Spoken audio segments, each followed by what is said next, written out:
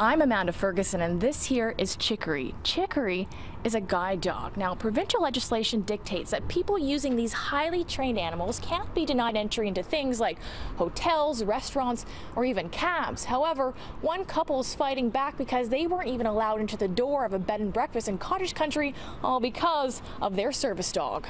Come, Stormy, come, Stormy. A dark cloud hangs over Kay Leslie's travel plans, all because of her dog, Stormy. Here we go. Let's get your harness on, Stormy. Leslie is blind and depends on service dog Stormy to get around.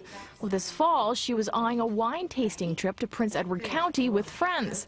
However, she says when she called Sunrise Bed and Breakfast in Bloomfield, she got this. I said, you know, there are 4 of us, and I should mention that I have a guide dog.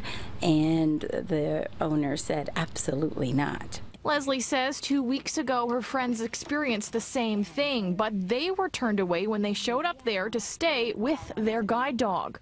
What happened to doing the right thing? I mean, to put fear of a little dog hair on a carpet ahead of the well-being of humans just doesn't make sense to me. Yet it only escalated from there. The shocked would-be customers posted about their experiences on TripAdvisor. This is what they were met with. A comment from Sunrise Bed and Breakfast lawyer telling them that their comments were libelous and the bed and breakfast was in fact legally in the right to turn them away. It was bullying. It was total bullying, and it was an attempt to basically shut us up. CityNews reached out to the owners of Sunrise.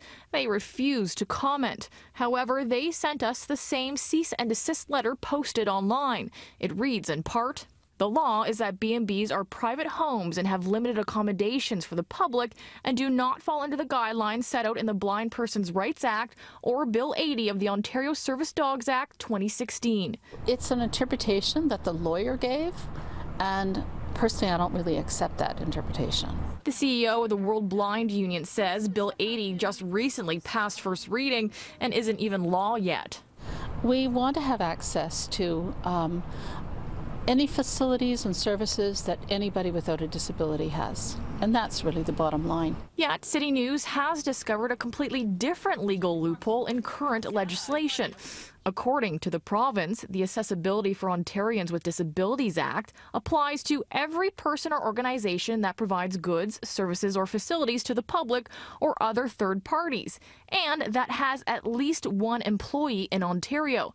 Sole proprietors with no employees are not obligated under the AODA or its regulation. It would mean that anyone who is blind with a guide dog could never attend a BnB in Ontario, leaving those like Leslie feeling with nowhere to turn or stay.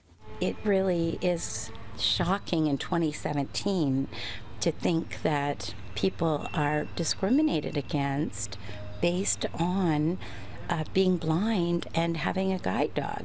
There are hefty fines for businesses that deny service due to a guide dog. Those are handed out by the Human Rights Tribunal and can top out at $5,000. Amanda Ferguson, City News.